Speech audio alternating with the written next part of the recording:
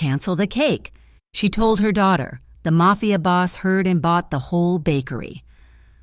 The dawn air over Harborview was thick with salt and the metallic tang of the nearby shipyards, a scent that had seeped into the very brickwork of Sweet Harbor Bakery.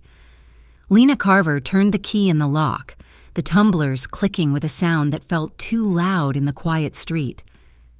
It was 4:30 in the morning, an hour when the rest of the world was still wrapped in blankets, dreaming of better things. Lena had not dreamed in a long time. Dreams required sleep, and sleep was a luxury she could no longer afford. She pushed the door open, shivering as the damp chill of the morning followed her inside. The bakery smelled of yesterday's yeast and vanilla, a comforting aroma that used to make her smile. Now, it just smelled like work. It smelled like the desperate hustle to turn flour and sugar into enough dollar bills to keep the lights on for one more week.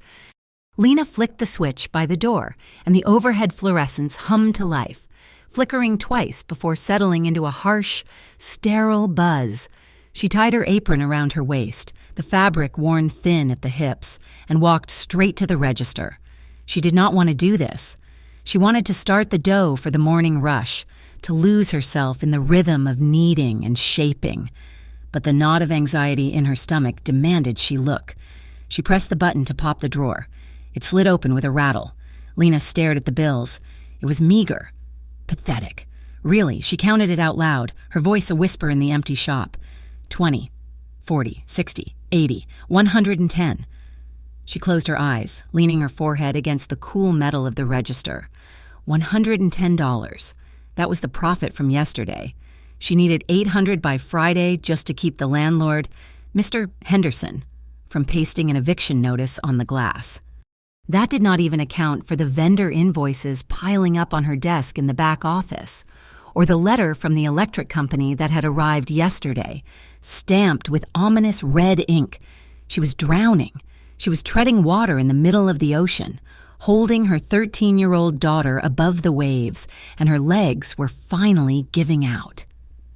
The phone on the wall began to ring, cutting through the silence like a fire alarm.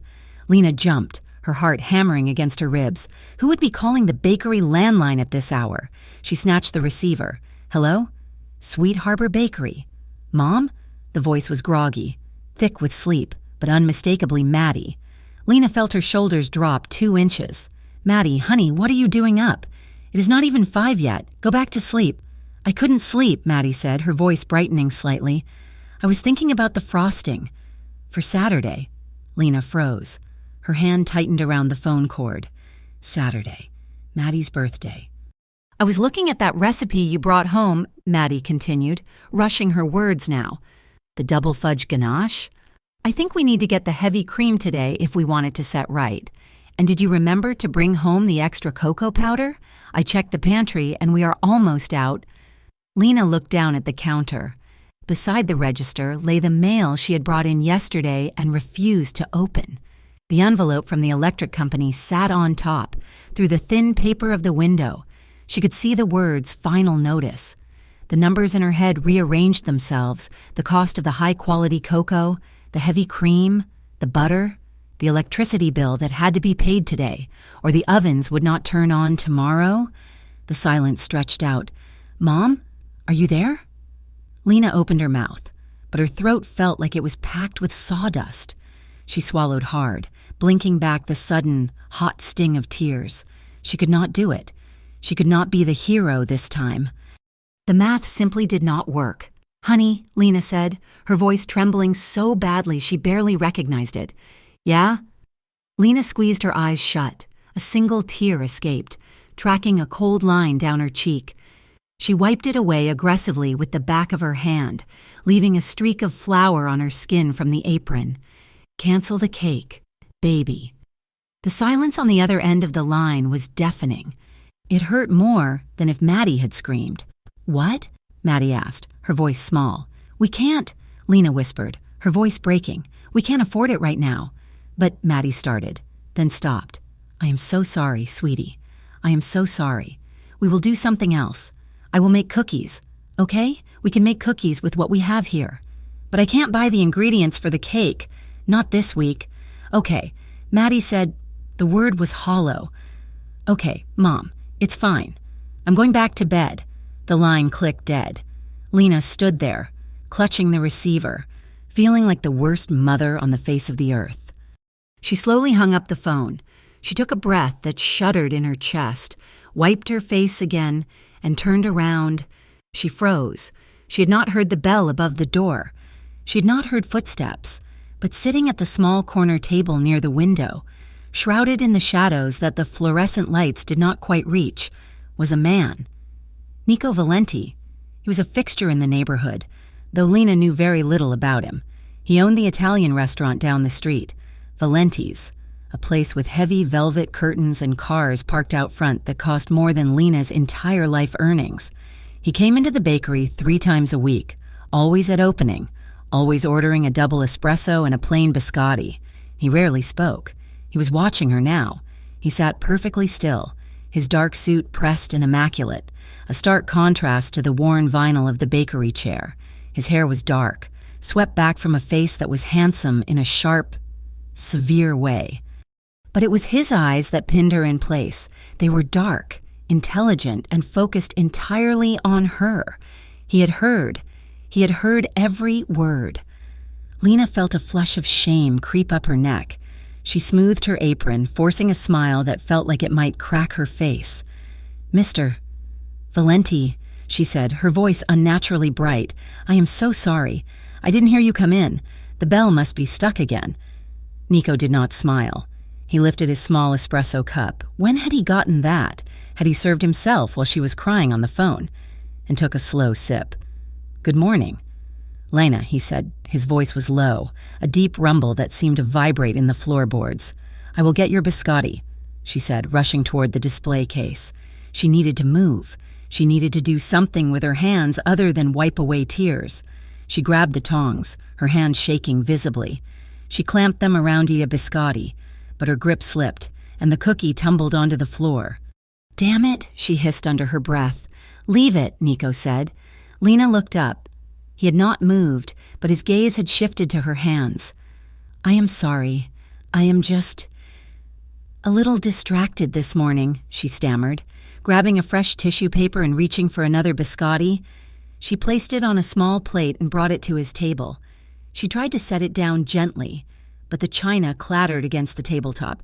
"I am sorry," she said again, backing away. Nico looked at the biscotti, then up at her. He did not look at the flour streak on her cheek or the red rim of her eyes. He looked straight into her pupils. "I am hungry this morning," he said. "Oh." Lena blinked. "Of course. Can I get you something else? A scone, a Danish?" "I will take 2 dozen cannoli," he said. Lena stared at him. 2 dozen and 4 loaves of the sourdough, if it is fresh, and a dozen of the blueberry scones, and the rest of that tray of biscotti. Lena's mouth fell open slightly. "Mr. Valenti, that is a lot of food. Do you have a meeting?" "No," he said simply. "Pack it up, please." She hurried back to the counter, her mind racing. That order alone was over $100. It would cover the electric bill. It would stop the lights from going out. She worked quickly, folding the white cardboard boxes, lining them with wax paper, arranging the pastries with care. She felt his eyes on her back the entire time, a heavy, physical weight. When she finished, she stacked the boxes on the counter. "That will be $112.50, she said. Unable to meet his eyes, Nico stood up. He moved with a fluid, predatory grace that seemed out of place in a bakery that smelled of sugar and comfort. He reached into his jacket pocket and pulled out a money clip. He peeled off several bills and placed them on the counter. Lena looked down. There were 3 $100 bills. "Mr. Valenti, I don't have change for this," she said, panic rising again. "I just opened the register. I only have small bills." "Keep it," he said. He picked up the stack of boxes as if they weighed nothing. "Excuse me?" Lena asked, sure she had misheard. "The change," he said, turning toward the door. "Put it toward the overhead." He walked out before she could say another word. Lena stood there, staring at the 3 crisp bills on the worn laminate counter. $300. He had tipped her almost $200. She grabbed the money, her fingers trembling, and shoved it into her apron pocket as if it were contraband. She didn't have time to process the charity. She didn't have time to feel the stinging pride that wanted to run after him and throw the money back. She just needed to pay the electric company. The morning rush began 20 minutes later.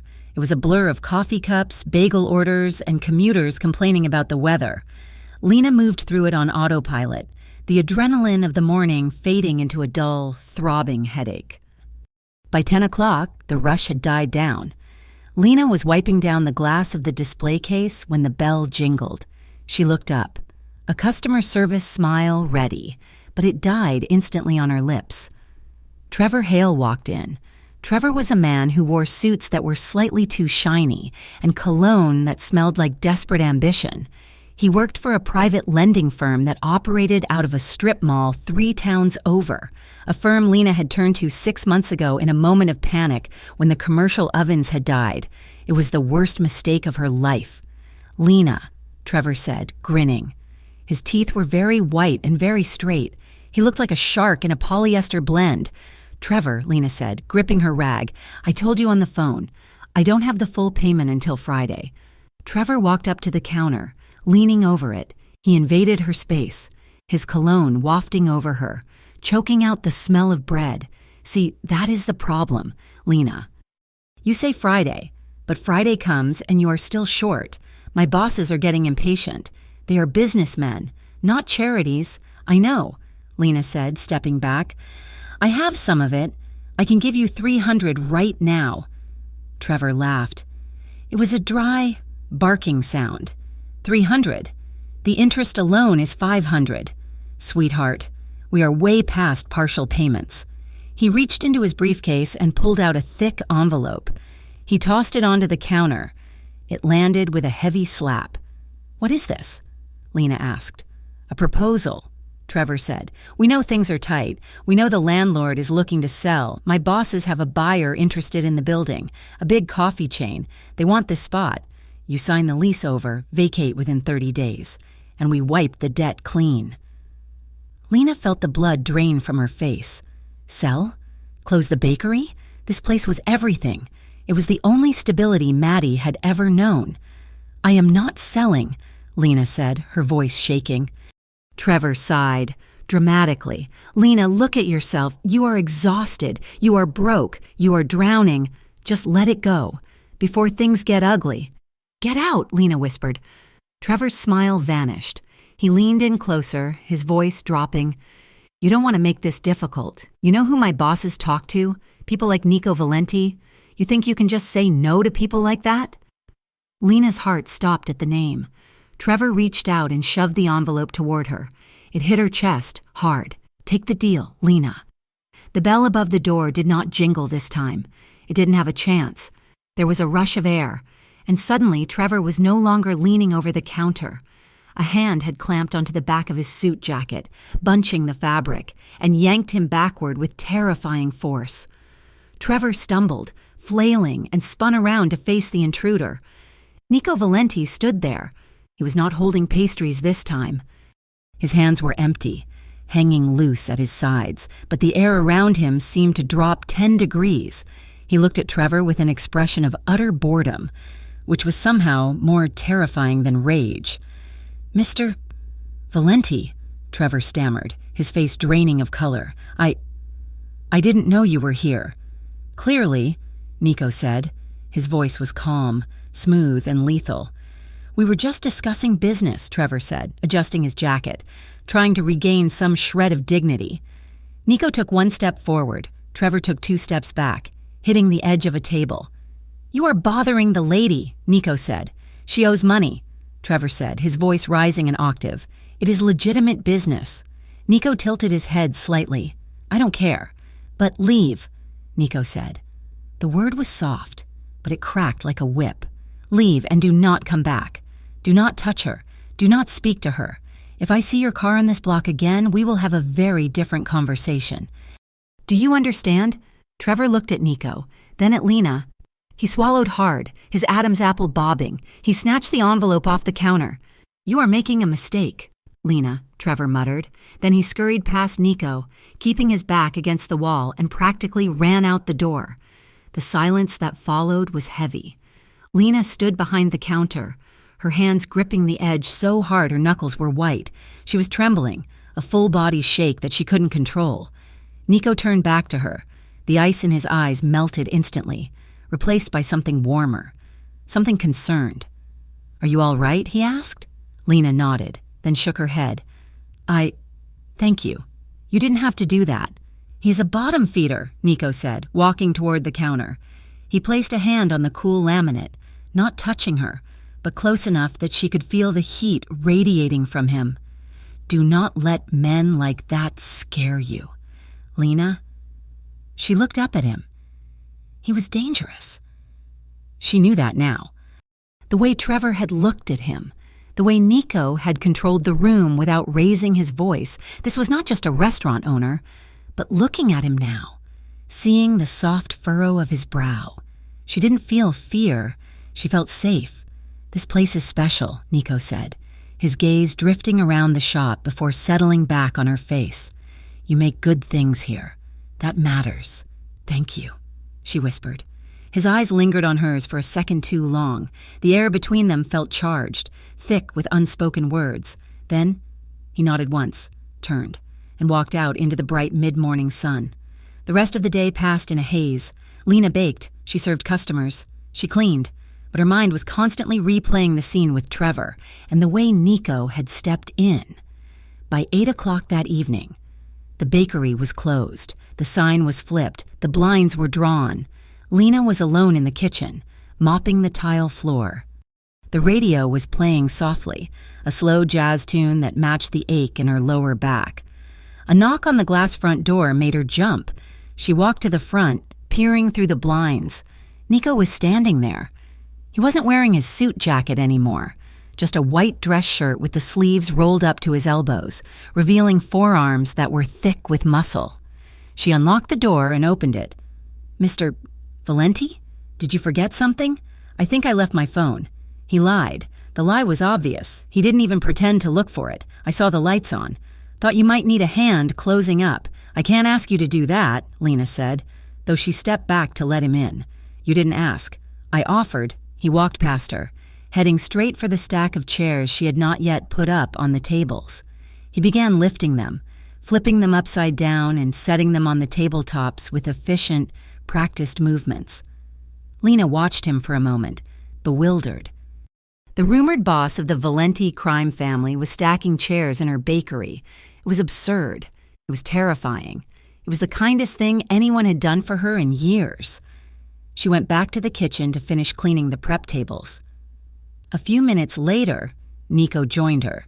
He picked up a broom and started sweeping the flour that had drifted into the corners. They worked in silence. But it was a comfortable silence. It felt domestic, almost intimate, the rhythm of two people moving in a shared space.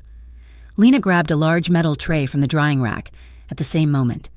Nico reached for it, intending to put it away. Their hands collided. Lena gasped softly. His skin was warm and rough. Her fingers brushed against his knuckles, and a jolt of awareness shot through her arm, straight to her chest. It wasn't just static. It was a pull, a magnetic snap that left her breathless. They both froze. Nico didn't pull away immediately. He looked down at their hands, then up at her face. His eyes were dark, dilated in the dim kitchen light. He was close enough that she could smell him. Espresso, expensive soap, and something distinctly masculine. I got it," Lena stammered, pulling her hand back as if she had been burned. Nico slowly lowered his hand. "Right. Of course." He stepped back, the tension in the room suddenly thick enough to choke on. He cleared his throat. "I should go." He said, "It is late." "Yes," Lena said, her voice breathless. "It is." He walked to the back door, which opened into the alley where he had likely parked. He paused with his hand on the latch. The yellow light from the display case in the front room caught his profile, illuminating the sharp line of his jaw. He didn't look back at her. He just stared at the door frame. "Lena? Yes? Does Maddie like chocolate cake?" Lena blinked, confused by the non sequitur. She let out a weak, tired laugh. "What kid doesn't?" she said. Nico nodded, just once. He filed the information away, locking it into place. "Good night, Lena. Good night, Nico." He opened the door and slipped out into the night. Lena locked it behind him, leaning her forehead against the cold metal, her heart pounding a frantic rhythm against her ribs. She didn't know what had just happened, but she knew one thing for certain. Everything was about to change. The bell above the door of Sweet Harbor Bakery had stopped being a gentle announcement of a visitor and had become a constant, frantic chime. It rang when the sun was barely up, heralding dockworkers looking for coffee and crullers. It rang through the mid-morning lull, which was no longer a lull but a steady stream of well-dressed patrons who looked like they belonged in the upscale district downtown, not in the working-class grid of Harborview. Lena Carver wiped her forehead with the back of her wrist, leaving a smudge of flour on her skin. She had not sat down in 4 hours. The display case, which usually held unsold pastries until closing time, was decimated by noon. It was a miracle. It was terrifying. She grabbed a stack of receipts to tally the morning rush, her fingers moving quickly over the paper. As she sorted them, a pattern emerged that made her pause. It was not just random foot traffic. Almost every third customer mentioned that they had been sent over from Valenti's. Go see Lena. The waiters at the restaurant had apparently told them, best sfogliatelle in the city. Then there were the catering orders. Large, heavy bond paper invoices for corporate lunches and private parties, all of them stamped with the elegant scrolling logo of Valenti Restaurant. The sums at the bottom of these invoices were staggering. In 1 week, Lena had made enough to cover the rent for 2 months. The crushing weight that had sat on her chest since her divorce was beginning to lift, replaced by a frantic, breathless gratitude. But gratitude was a complicated thing when you did not quite understand the source. Lena moved to the front to restock the cannoli tray. 2 women were sitting at the small round table near the window, nursing cappuccinos. They were neighborhood fixtures. Mrs. Higgins and Mrs. D'Amico, the kind of women who knew everyone's business before it even happened. Lena smiled at them, about to offer a refill, when their hushed voices drifted over the hum of the refrigerator. "He's buying her out, I bet." "Mrs.," Higgins whispered, leaning in over her foam cup. "That is what men like him do. He's just helping—" "Mrs.," D'Amico argued, though she looked uncertain. "Please, you know who he is." "Mrs.," Higgins said, her voice dropping to a conspiratorial hiss that carried perfectly in the acoustic quiet of the shop. "He is a Valenti, like the Valenti family. My nephew works at the docks, and he says nothing moves in this city without Nico Valenti nodding his head first." Lena froze, her hand hovering over the pastry case. The tray of cannoli felt suddenly heavy, like lead. "The restaurant is just a front, Mrs., Higgins continued, looking around to make sure no one was listening, completely missing Lena standing 5 feet away. "Gambling, protection, unions, that is where the money comes from. You think a nice Italian boy gets that rich selling pasta?" Lena backed away slowly, her heart hammering a frantic rhythm against her ribs. She retreated into the kitchen, the swinging door shutting out the voices, but the words echoed in her head. The Valenti family. She knew the stories. Everyone in Harborview knew the stories. They were the shadows in the alleyways, the reason certain businesses never got robbed while others burned down. They were the reason you didn't ask questions when a shipment went missing at the port. And Nico Valenti, the quiet man who stacked chairs for her, the man who tipped $200 because she was crying, was the head of the snake. Lena braced her hands against the stainless steel prep table. She felt sick. She had invited him in. She had let him near Maddie. The back door opened. Lena spun around, a rolling pin instinctively clutched in her hand like a weapon. Nico stood in the doorway, framed by the afternoon sun of the alley. He was wearing a charcoal suit today, immaculate as always, but his tie was loosened slightly at the collar. He held a clipboard in one hand. "I have the final numbers for the engagement party catering," he said, his voice low and steady. He stepped inside, closing the door behind him. The noise of the city cut out, leaving them in the sudden intimacy of the kitchen. He looked up and stopped. He saw the rolling pin. He saw the pallor of her skin and the wide, fearful look in her eyes. "Lena?" he asked, his brow furrowing. Lena set the rolling pin down, but she did not step forward. She stayed on her side of the prep table, putting the steel barrier between them. "Is it true?" she asked. Her voice was shaking, but she forced it to be loud. Nico went very still. He did not ask what she meant. He was too smart for that. He looked at her, his dark eyes searching her face, assessing the damage. "What did you hear?" he asked calmly. "I heard that you are not just a restaurant owner," Lena said. "I heard your name is Valenti, as in the family, as in the people who run this city." Nico sighed. It was a heavy sound, weary and old. He placed the clipboard gently on the counter. He did not step closer. "I am a restaurant owner." "Lena." "But yes, my name is Valenti. So you are them," she accused, her voice rising. "You are a mobster, a criminal. I am involved in a life that I have tried very hard to keep outside of these walls," Nico said. "Well," he didn't deny it. He didn't lie. The honesty was almost more terrifying than a denial would have been. "Why?" Lena demanded. "Why are you helping me? Is this money laundering? Am I just a front for you?" Nico's eyes flashed, a spark of genuine anger cutting through his calm facade. "No." "Then what do you want from me?" she cried out. She grabbed a lump of dough from the bowl nearby and slammed it onto the floured surface of the table, needing to hit something. "Men like you don't do things for free. What is the price? Nico?" Nico took a step forward.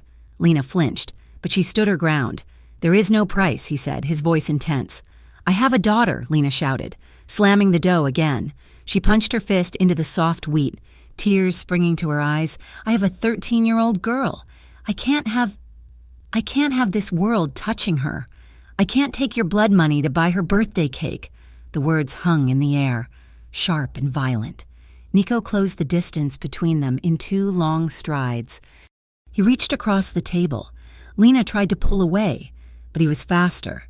He covered her hands with his. His palms were warm and dry, enveloping her flour-caked fists. He didn't squeeze, he just held them, stopping her from punishing the dough, stopping her from shaking. "Lena, look at me." She refused. She stared at their hands, the contrast of his manicured skin against her mess. "Look at me," he commanded, soft but firm. She looked up. His face was inches from hers. There was no anger in his eyes now, only a fierce, burning sincerity that took her breath away. "I am not a good man," Nico said quietly. "I have never claimed to be. I have done things to keep my family safe that would give you nightmares. But I swear to you, on my mother's grave, that this darkness will never touch you. It will never touch Maddie." "How can you promise that?" she whispered. "Because I am the one standing at the door," he said. Lena searched his eyes, looking for the lie, looking for the manipulation. She found only a raw, open intensity that frightened her for an entirely different reason. She became suddenly aware of the heat of his hands on hers, the way his thumbs were brushing mostly gently over her knuckles. She should pull away. She should tell him to take his money and his catering orders and leave, but she didn't. "I don't want your charity," she said weakly, though the fight was draining out of her. "It is not charity," Nico said. "The bakery is good. You are good. I am just making sure the rest of the world sees it." He slowly pulled his hands back. Lena felt the loss of contact like a physical chill. "Let me help you. Lena, on your terms, if you want me to stop sending orders, I will stop. If you want me to never walk through that door again, say the word, and I will vanish." He waited. The silence stretched, filled only by the hum of the refrigerator and the distant sound of traffic. Lena looked at the pile of invoices on the desk. She thought about the rent that was paid. She thought about Maddie's smile when she realized they could afford the new sneakers she needed for school. "Don't vanish," Lena whispered. Nico exhaled, his shoulders relaxing slightly. "Okay, but no more secrets," she added, pointing a floury finger at him. "If there is danger, you tell me. I will," he promised. The tension in the room shifted. It was no longer the sharp, jagged tension of fear. It was something softer, heavier, a simmering awareness that made the air feel thick. Nico looked at the streak of flour on her cheek. A small smile tugged at the corner of his mouth. "You have flour on your face," he said. Lena brushed at it uselessly. "It is a hazard of the trade." "It suits you," he said softly. He turned and walked to the door, pausing with his hand on the frame. "I will pick up the catering order tomorrow at 5?" Lena nodded, unable to speak. She watched him leave, her heart pounding a slow, heavy rhythm against her ribs. 3 nights later, the bakery was closed, the blinds drawn against the streetlights. The only illumination came from the yellow bulb in the range hood and the glow of the street lamps filtering through the cracks. It was late, past 10 o'clock. Lena and Nico were in the kitchen finishing the prep for a massive charity gala the restaurant was catering. Lena had insisted on doing the pastries herself, and Nico had insisted on helping. The radio in the corner was playing a low, soulful ballad, the kind with a saxophone that sounded like heartbreak. Lena was frosting cupcakes, her movements rhythmic and practiced. Nico was packing them into boxes. He had taken off his suit jacket and rolled up his sleeves, and there was something undeniably domestic about seeing the crime boss of Harborview carefully folding pink cardboard tabs. "You missed a spot," Nico said, pointing to her chin. Lena looked up, blowing a strand of hair out of her eyes. "What?" "Frosting. Right there." She tried to wipe it with her shoulder, her hands occupied with a piping bag. "Did I get it?" "No," he said, stepping closer. "Here." He reached out. His thumb brushed against her jawline, warm and rough. He swiped the smudge of buttercream away, his touch lingering for a second longer than necessary. The sensation sent a shiver racing down Lena's spine.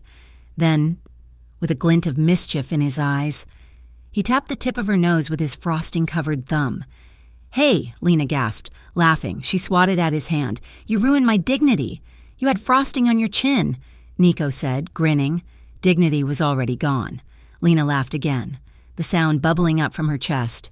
It felt good to laugh. It felt reckless. The song on the radio changed, segueing into an old, slow drag, heavy on the bass. Nico's smile faded into something softer. He wiped his hand on a towel and tossed it onto the counter. "Do you dance?" he asked. Lena blinked. "Here? In the kitchen? Why not? The floor is swept." I haven't danced in years," Lena said, feeling a sudden rush of shyness. "Not since before Maddie was born." "Really?" Nico held out his hand. His palm was open, inviting an anchor in the storm. "Come on," he said. "Just one song, to celebrate the order being finished." Lena looked at his hand. She looked at the flour bags stacked in the corner, the industrial mixers standing like sentinels in the shadows. It was crazy. She placed her hand in his. Nico pulled her in. He didn't do it forcefully, but with a steady, confident pressure. He placed one hand on her waist, his fingers splaying over the fabric of her apron. He guided her other hand to his shoulder. He was taller than her, broad and solid. When she stepped close, she could feel the heat radiating from his chest through his dress shirt. They began to sway. It was awkward for the first few steps, Lena stumbling slightly as she tried to follow his lead, but Nico was a good dancer. He moved with an easy grace, guiding her around the prep island, avoiding the mop bucket. "Relax," he murmured, his voice rumbling against her ear. "I have got you." Lena let out a breath she didn't know she was holding. She let her head drop slightly, resting her forehead against his shoulder. The smell of him, soap, starch, and the faint underlying scent of tobacco filled her senses. She could feel the steady thud of his heart beneath her palm. It was a slow, powerful rhythm. It made her feel safe. They turned in the small space, the world outside the bakery fading away until there was only the music and the warmth of his body against hers. Her apron brushed against his trousers.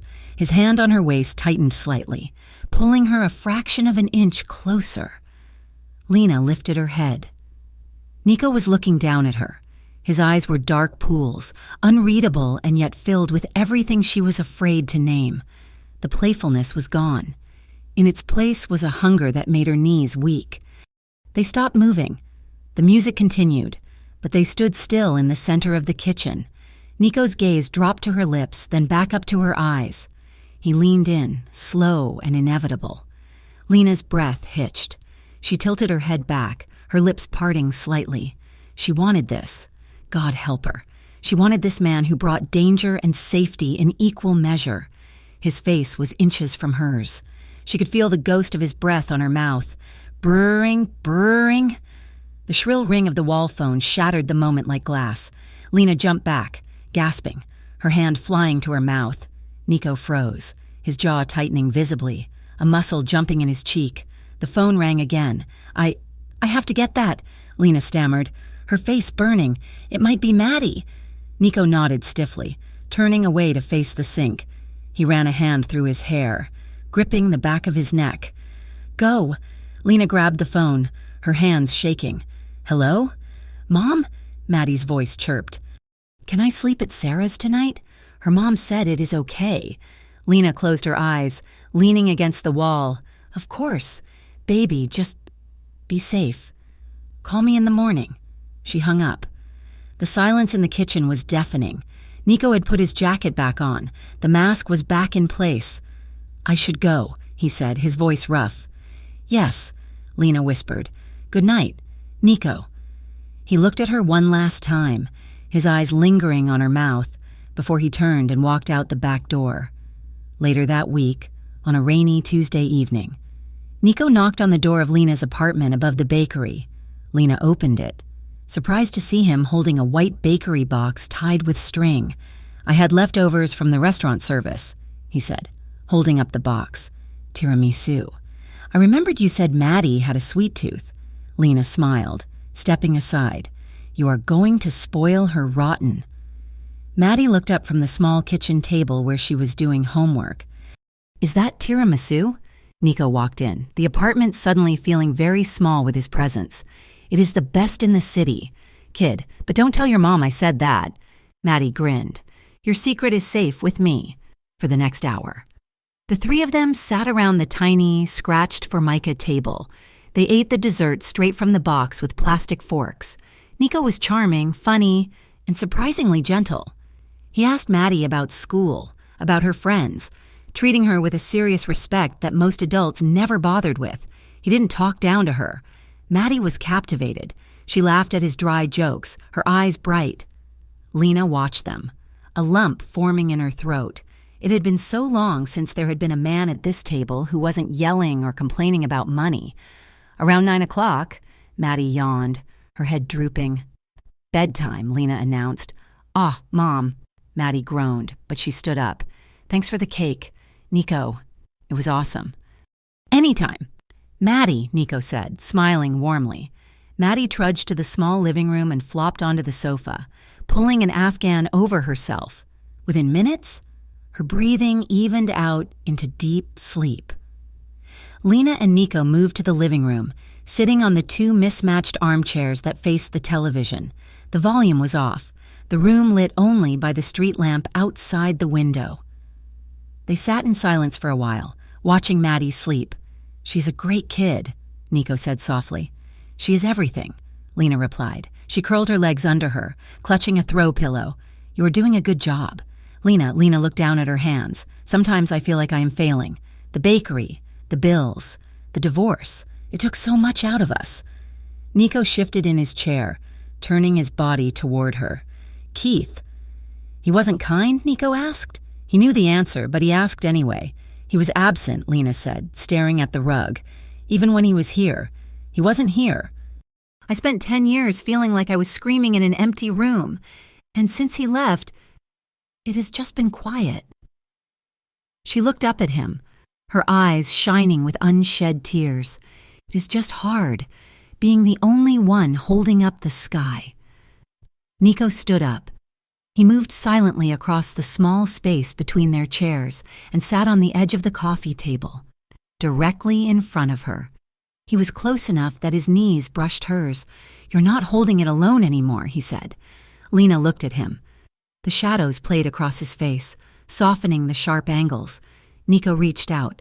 His hand hovered for a moment before his fingers brushed lightly over her knuckles, which were white from gripping the pillow. I have got you, he whispered. He leaned in. Lena's breath caught in her throat.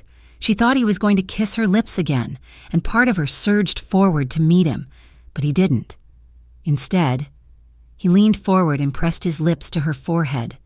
It was a slow, deliberate pressure. It wasn't the hungry, stolen moment in the kitchen. It was something far more dangerous. It was a promise. It was a seal of protection. Lena closed her eyes, the air leaving her lungs in a shaky sigh. She felt the warmth of his mouth on her skin, the solid presence of him shielding her from the empty room. He pulled back slowly, his eyes locking onto hers. "Get some sleep." "Lena," he said softly. He stood up and walked to the door, letting himself out into the rainy night. Lena sat there for a long time, touching her forehead, feeling the phantom warmth of a kiss that had shaken her more than any passion ever could. The Tuesday afternoon lull was usually Lena's favorite time of day. It was the hour when the morning rush had faded into a memory of coffee grounds and crumbled muffins, and the after-school crowd had not yet descended. It was a time for inventory, for wiping down the counters until the laminate shone, and for pretending, just for a moment, that her life was simple. The bell above the door jingled, aggressive and sharp, shattering the peace. Lena looked up from the ledger she was balancing, a smile of welcome already forming on her lips. It froze there, brittle and fake, as she recognized the man striding toward the counter. It was Keith Drummond. Her ex-husband wore a polo shirt that was tight around the middle and sunglasses he didn't bother to remove until he was leaning over the display case. He looked around the shop with a sneer that Lena knew better than her own reflection. It was the look he gave anything that didn't immediately serve him. "Keith," Lena said, her voice flat. "This is a surprise." "Is it?" Keith asked, tossing his sunglasses onto the counter. He picked up a biscotti from the jar, inspected it, and dropped it back in with a clatter. "I hear things. Lena, people talk." "What do people talk about?" Lena asked, closing the ledger. She instinctively moved to block his view of the kitchen, though she wasn't sure why. "They talk about how Sweet Harbor Bakery suddenly has a guardian angel," Keith said, his voice dripping with false concern. "A very specific kind of angel. I heard you are cozying up to Nico Valenti." Lena felt a cold spike of dread in her stomach. She crossed her arms over her chest. "Mr. Valenti is a customer, and he has hired us for catering. It is business. Keith, something you might not understand since you have barely held a job since the divorce." Keith's face reddened. "I am consulting," he snapped. "But that is not the point. The point is that you are letting a gangster play house in my daughter's life." Lena laughed, a harsh, humorless sound. "Your daughter, that is rich. When was the last time you saw Maddie? 3 weeks ago? 4? You missed her birthday?" "Keith." "Again, I was busy," Keith muttered, waving a hand dismissively. "I sent a card. You sent a text," Lena corrected him. 2 days late, and you still owe 4 months of child support. So do not come into my place of business and lecture me about who is good for Maddie. Nico has been kinder to her in 3 weeks than you have been in 3 years. Keith leaned in, his voice dropping to a hiss. "Do not compare me to him. The man is a criminal. Lena, he breaks legs for a living, and you are taking his money." "I am taking payment for services rendered," Lena shot back, her hands trembling despite her best efforts to steady them. "You are taking blood money," Keith spat, "and everyone knows it. You are just too desperate to see it. Look at you, begging in an apron, letting some mob boss bail you out because you can't hack it on your own. You are pathetic." "Lena." The insult landed like a slap. Lena stared at him, the air leaving her lungs. It was the voice of her own worst insecurities, given form and volume by the man who had promised to love her and then left her to drown. "Get out," she whispered. Keith straightened up, looking satisfied with the damage he had done. "I am just warning you. Keep Maddie away from him. If I find out she is anywhere near that guy, I will make sure the courts hear about it. You are an unfit mother if you think this is a safe environment." He grabbed his sunglasses and turned on his heel, storming out the door. The bell jingled again, mocking her in his wake. Lena stood frozen for a heartbeat. the silence of the shop rushing back in to fill the space where Keith's poison had been. Then, the dam broke. She turned and bolted for the kitchen, her vision blurring with hot, angry tears. She burst through the swinging doors, a sob already tearing from her throat, and stopped dead. Nico was there. He was leaning against the far counter, near the industrial mixer, his arms crossed over his chest. He was perfectly still, his face a mask of stone. He wasn't looking at her. He was staring at the swinging doors she had just come through, his eyes dark and terrifyingly empty. He had been back here reviewing the supply list, and he had heard every word. "Lena?" Nico said. His voice was low, devoid of the warmth she had grown used to. It was the voice of the man who made people disappear. Lena wiped her face frantically with her apron. Humiliated. "I'm sorry. I didn't know you were still here. Please ignore that. He called you pathetic," Nico said. "It wasn't a question. He's just angry," Lena said, her voice shaking. "He likes to hurt me. It makes him feel big." Nico pushed off the counter. He moved toward her, not aggressively, but with a focused intensity that made the air in the kitchen feel heavy. He stopped a few feet away. "Is he right?" Nico asked softly. "About the child support? About the birthday?" Lena looked down at her flour-dusted shoes. "Yes, he forgets. He always forgets. And he never pays." Nico didn't say anything. He just breathed out, a long, controlled exhalation through his nose. His hands, hanging by his sides, curled into fists and then slowly uncurled. "He will not bother you again today," Nico said. Lena looked up, alarm cutting through her misery. "Nico, no, you can't. He's still Maddie's father. If you touch him, if you do anything, he will use it." He said he would go to the courts. Nico's jaw tightened. "He threatened to take her away?" "Yes," Lena whispered. "He said I am providing an unsafe environment because of you." A shadow passed over Nico's face. It was a look of profound guilt, mixed with a dangerous resolve. He looked away, staring at the rows of cooling racks. "He is not wrong."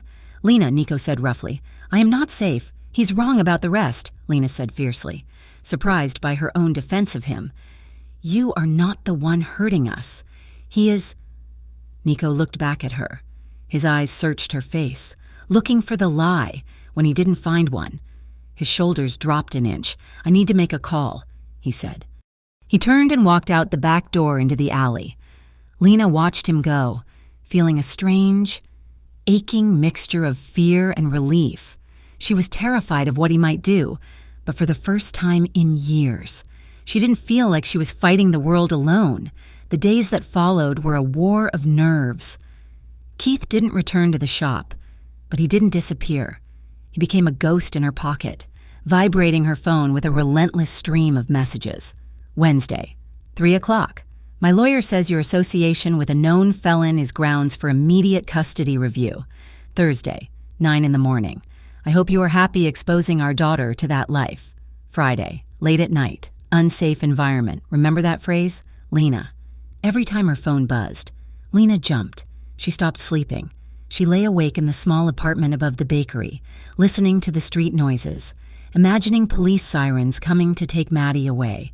Nico was a constant presence, but he kept his distance. He sat at his usual table in the mornings. He checked in on the catering orders in the afternoons, but he didn't touch her. He didn't offer to dance. He seemed to be holding himself apart, as if his proximity was a radioactive force he was trying to contain. But his eyes were always on her, watchful and alert. Then came Saturday night. It was late, past 11. Maddie was staying at a friend's house for a sleepover, a rare treat that Lena had agreed to only because she needed a night to fall apart in private. The bakery was closed. Lena was in the back, scrubbing the floors, trying to wash away the anxiety with bleach and hot water. The sound of glass shattering was like a gunshot in the quiet shop. Lena screamed, dropping the mop. She spun toward the back of the bakery, where the sound had come from. Another crash followed, this one wet and heavy, like a bucket of water hitting a wall. Then came the sharp, hissing sound of an aerosol can. The back window. The one that looked out into the alley. Lena's heart hammered against her ribs. She backed away, her hands trembling. She fumbled for her phone in her apron pocket, her fingers slipping on the screen. Before she could dial, the back door handle rattled violently. "Open up!" a voice shouted. It wasn't Keith, it was a stranger's voice, rough and slurred.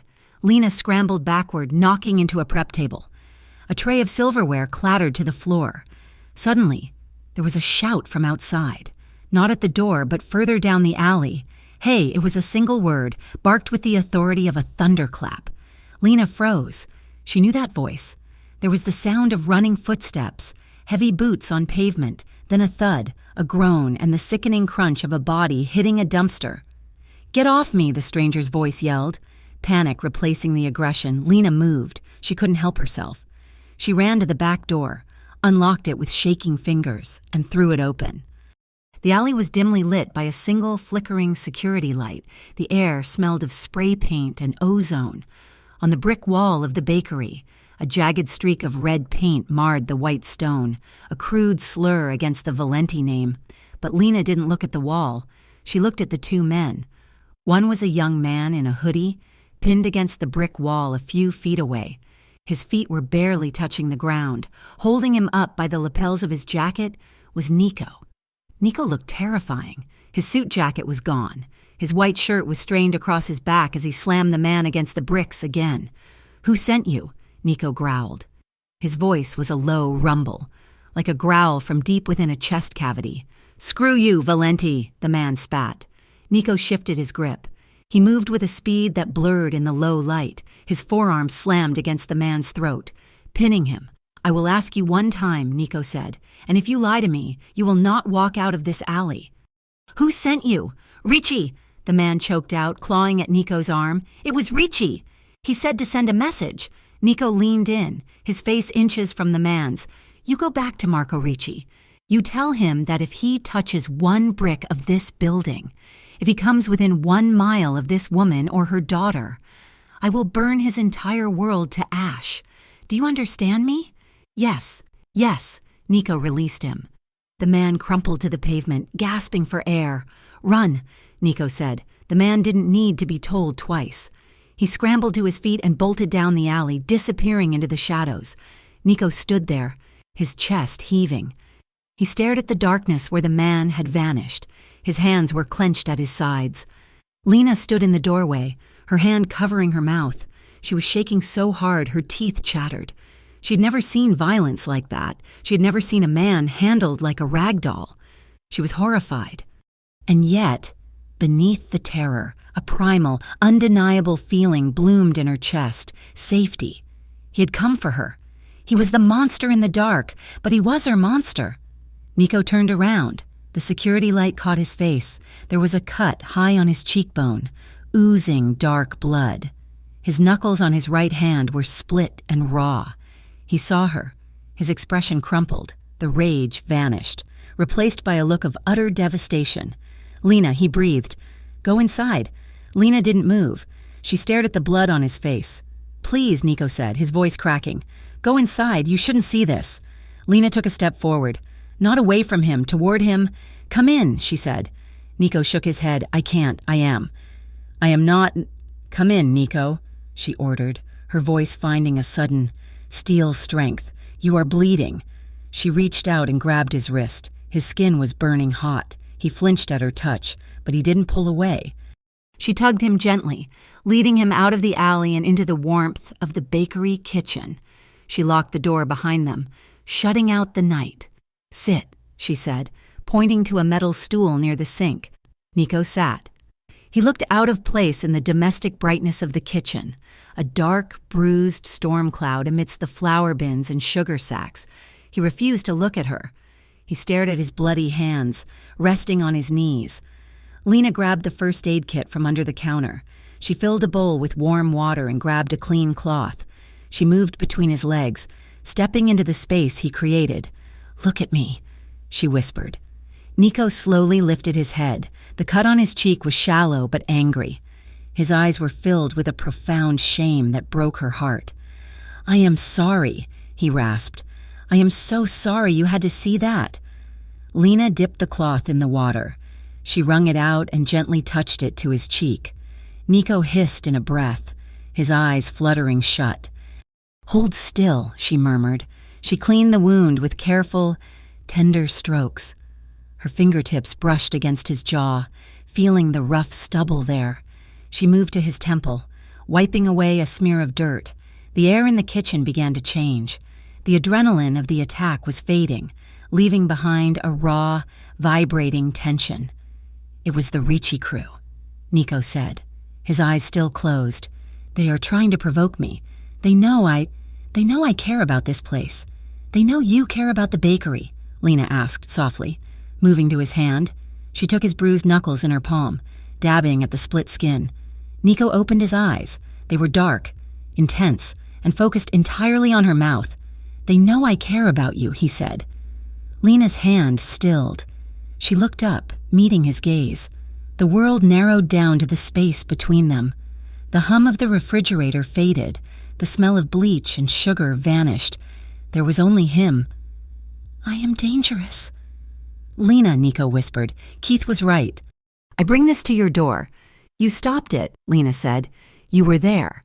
I am the reason they came." "I don't care," Lena said. The words surprised her, but they rang with truth. "I don't care why they came. I care that you stood between them and me. No one has ever done that for me. Nico, no one." Nico let out a ragged breath. "I would burn the city down to keep you safe. You know that, don't you?" Lena's chest tightened. It was a terrifying promise. It was the most beautiful thing she had ever heard. She was torn. Her mind was screaming that this was madness, that he was a criminal, that this path led only to ruin. But her heart, her lonely, battered heart, was singing. She dropped the cloth into the bowl. She didn't think. She couldn't think anymore. She leaned forward. Nico went still as she moved into his space. She placed her hands on his shoulders, feeling the hard muscle beneath the fine wool of his shirt. She tilted her head. She kissed him. It was fast at first, a frantic pressing of lips born of fear and adrenaline. She tasted salt and the metallic tang of blood. Nico made a noise in his throat, a low groan of surrender. He didn't pull away. Then the kiss changed. Lena slowed down. She slid her hands up his chest, feeling the heavy thud of his heart against her palms. Her fingers curled into the hair at the nape of his neck. She deepened the kiss, opening to him, demanding more. Nico responded with a careful, restrained intensity that shattered her. He brought one hand up to her waist, his large palm settling there, scorching her through her apron. He drew her closer, pulling her between his spread knees until her body was pressed flush against his suit. He tasted like espresso and danger. He kissed her like a man starving, devouring her sigh, tilting her head back to deepen the angle. His other hand came up to cup her jaw, his thumb stroking her cheekbone, impossibly gentle despite the violence of a moment ago. For a few hungry, stolen seconds, Lena forgot everything. She forgot Keith. She forgot the graffiti in the alley. She forgot the bakery and the bills and the laws of the real world. There was only Nico, his heat, his strength, and the desperate way he held her. Then, reality crashed back in. Lena broke the kiss, gasping for air. She pulled back, her chest heaving. She stared at him, her lips swollen and tingling. Her face was flushed, her eyes wide. Nico looked wrecked. His pupils were blown wide, swallowing the iris. His breathing was ragged. Lena stepped back, her hands flying to her mouth. I don't know how to do this," she whispered, her voice trembling. Nico didn't move to grab her again. He stayed on the stool, anchoring himself. "Do what?" he asked hoarsely. "Reconcile this," she said, gesturing vaguely between him and the back door.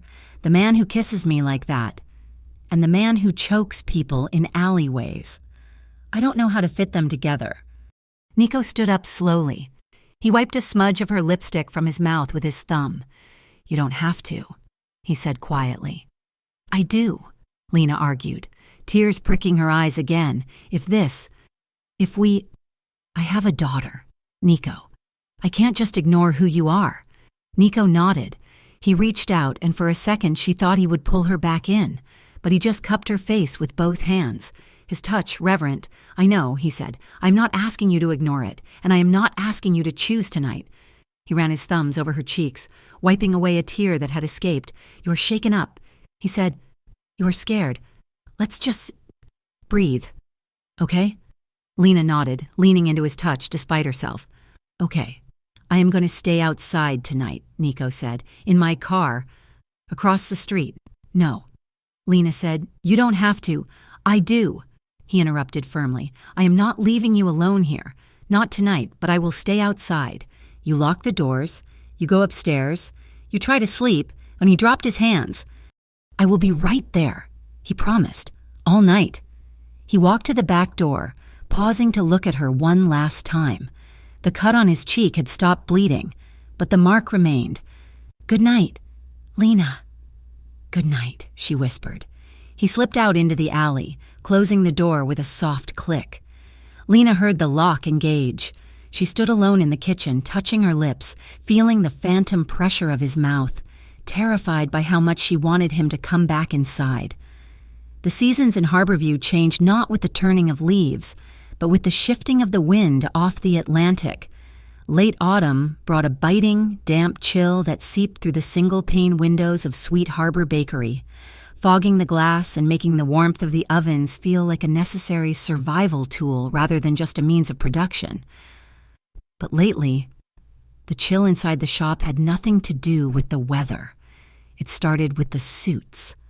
They were not the sharp, Italian-cut suits that Nico Valenti and his associates wore. These were off-the-rack government gray, worn by men with haircuts that were too neat and eyes that were too watchful. They didn't come in groups. They came one by one, ordering black coffee, sitting for 40 minutes, and watching the street. The most persistent among them was a man who introduced himself as Agent Morales. Morales came in on a Tuesday morning, right in the middle of the lull between the commuter rush and the lunch crowd. He was a compact man with a pleasant, forgettable face, the kind that blended perfectly into a crowd. He ordered a medium drip coffee and a bran muffin, paid with exact change, and leaned against the counter instead of taking a table. "Business seems good," Morales remarked, taking a sip of the steaming coffee. "It pays the bills," Lena replied, keeping her tone light as she wiped down the espresso machine. She could feel his eyes on her, assessing, calculating. "I see you have some high-profile regulars," Morales said. He gestured vaguely toward the front window, where one of Nico's associates was currently idling in a black sedan, ostensibly reading a newspaper but clearly watching the bakery entrance. "We get all kinds," Lena said. "Everyone likes pastries. Mr. Valenti seems particularly fond of them." Morales pressed, his voice smooth and conversational. "He spends a lot of time here. I imagine a man like that, a man with his specific business interests, must be a generous tipper." Lena stopped wiping. She looked up. Meeting the agent's gaze, there was no hostility in his face, only a bland, bureaucratic curiosity that was far more dangerous.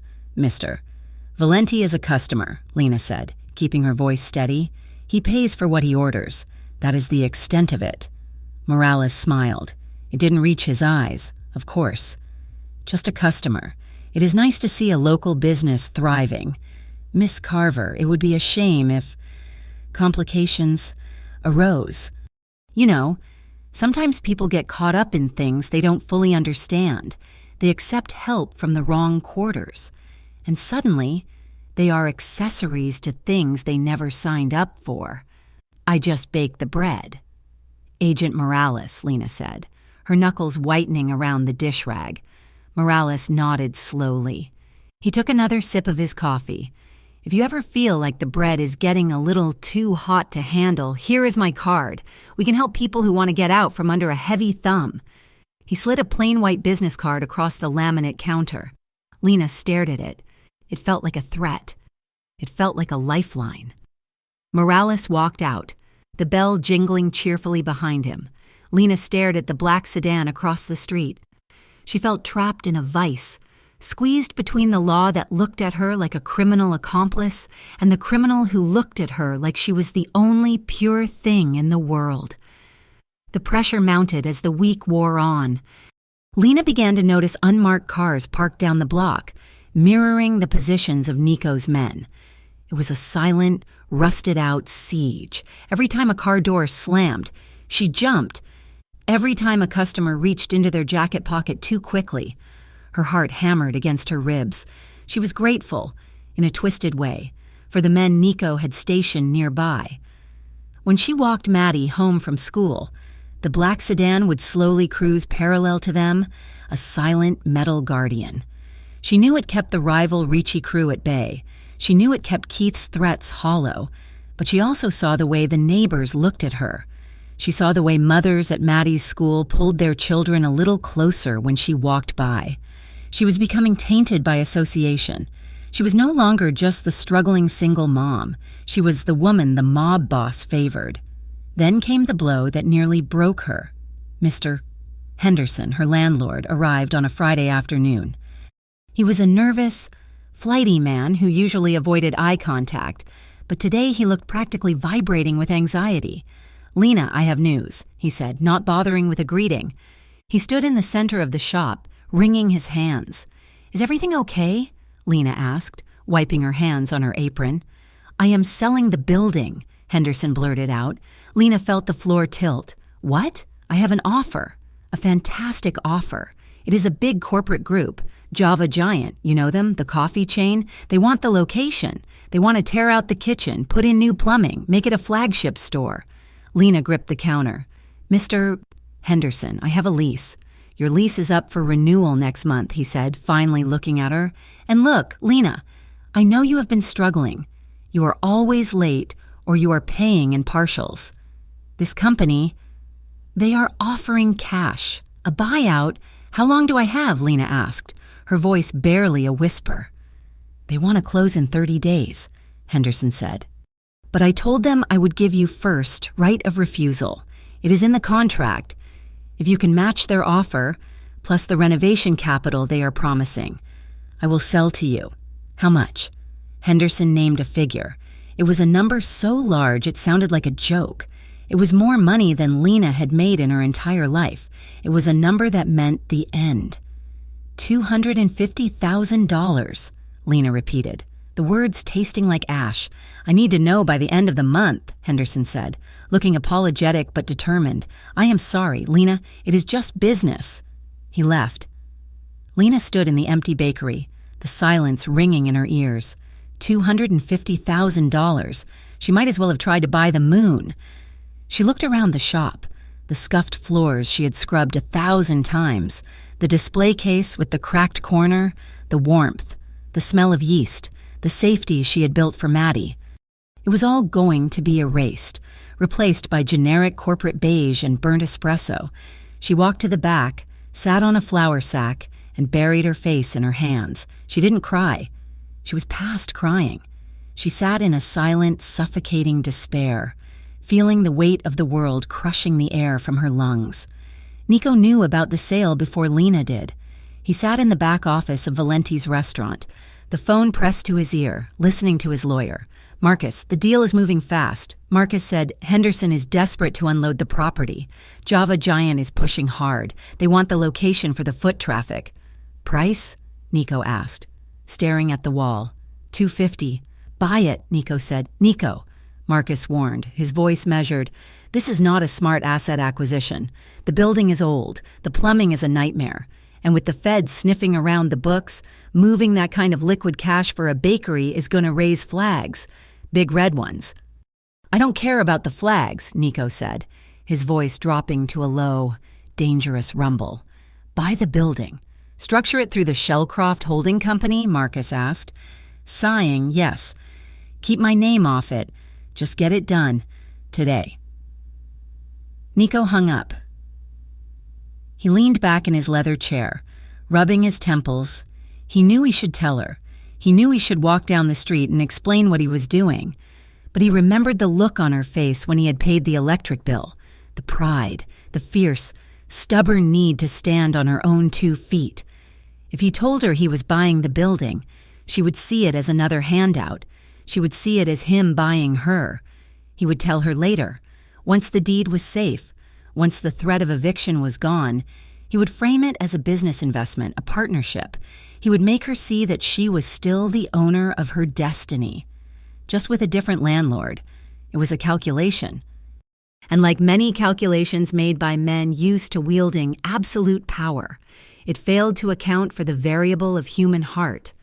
The following Tuesday was a disaster from start to finish. The commercial mixer jammed, ruining a batch of dough. A delivery of milk arrived spoiled, and Agent Morales came back, sitting at his table for an hour, just watching.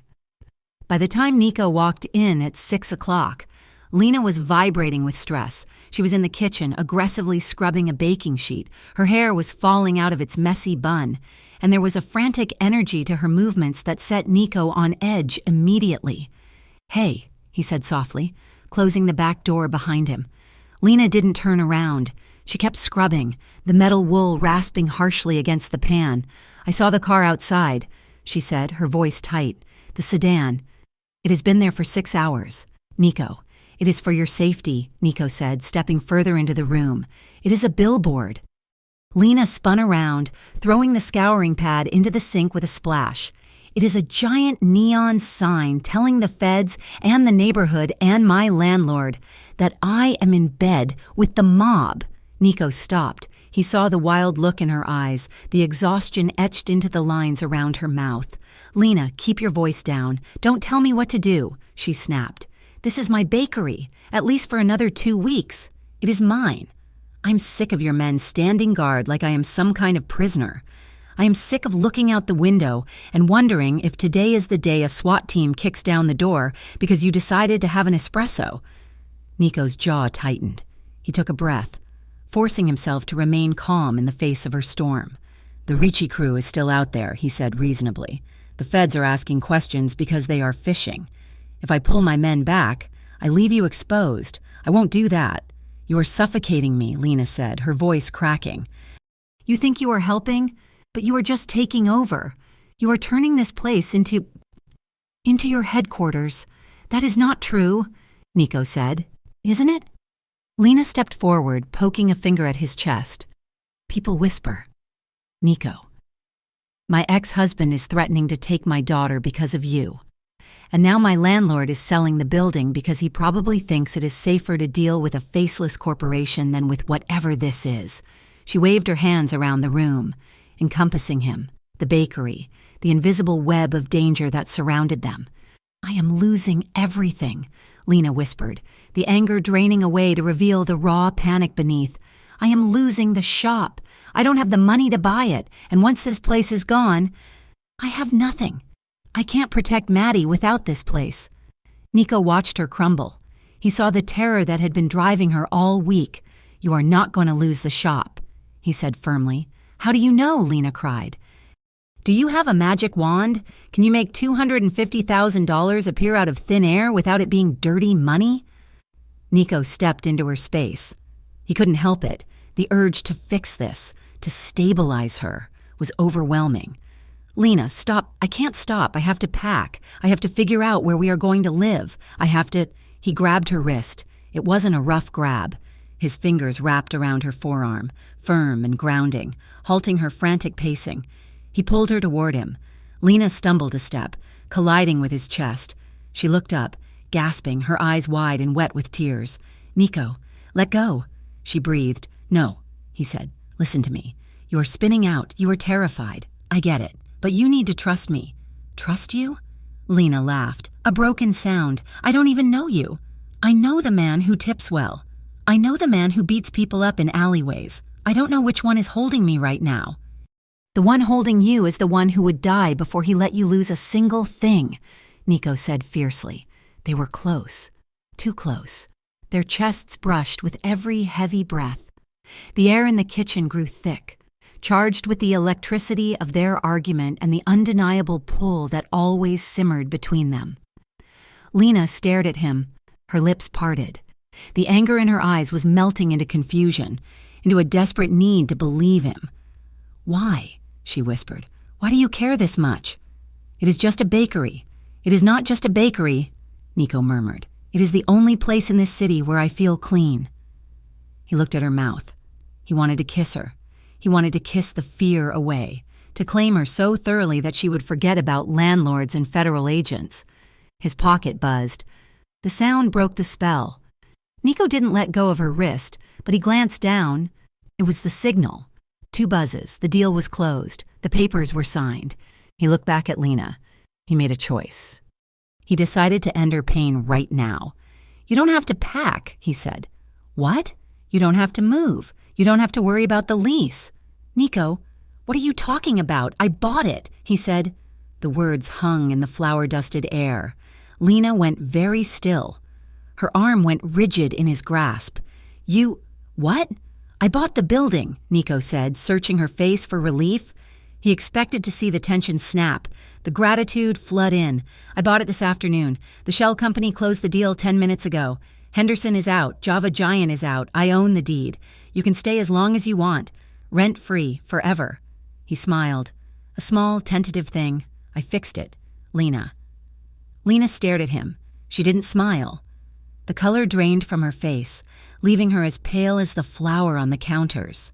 She looked at his hand on her wrist, then up at his face, with an expression of dawning horror.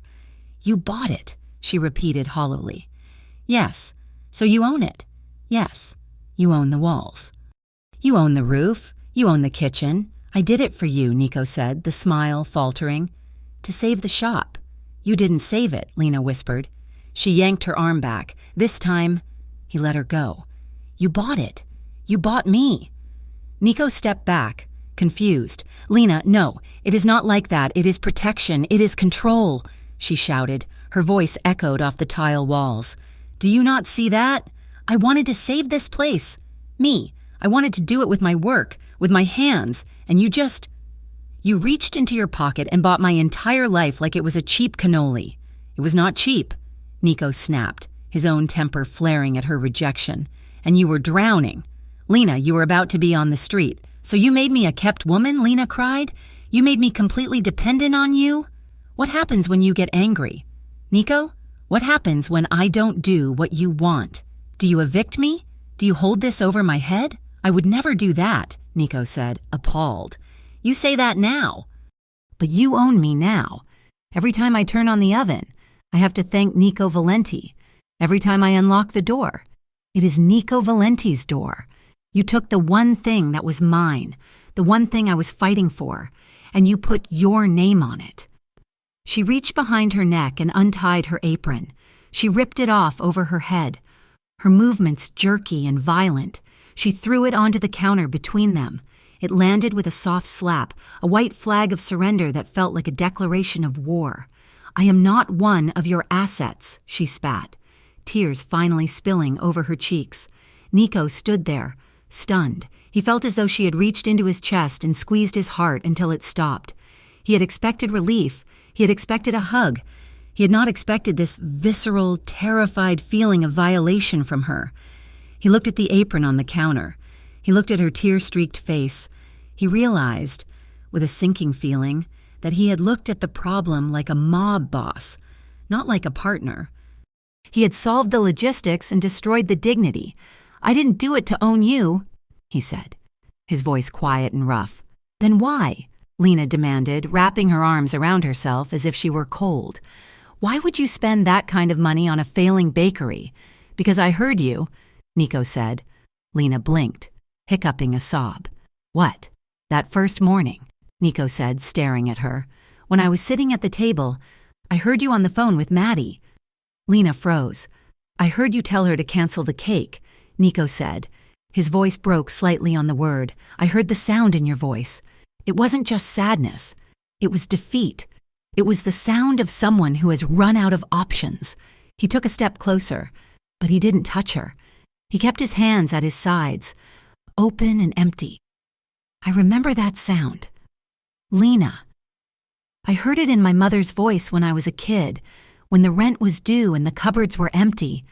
I swore that if I ever had the power, I would never let anyone I care about make that sound again."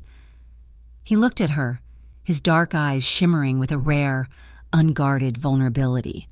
"I didn't buy the building to control you. I bought it because I couldn't stand the thought of you ever having to cancel another cake. I bought it so you could breathe." Lena stared at him. Her chest heaved. The anger was still there, but it was cracking, fissures opening up to reveal the confused, aching heart beneath. She saw the boy he had been, hiding inside the suit of the man he had become, but it was too much. The breach of trust, the secrecy, the overwhelming magnitude of his intervention, it was too much to process in a kitchen that suddenly felt too small for the both of them. "You should have asked me," she whispered. "You should have told me." "I know," Nico said. "I know that now." He waited. He waited for her to step forward. He waited for her to forgive him, but she didn't move. She stood there, hugging herself, looking at him like he was a stranger who had just broken into her house to leave a gift she didn't know how to accept. "I need—" Lena started, then stopped. "I need you to go." Nico flinched.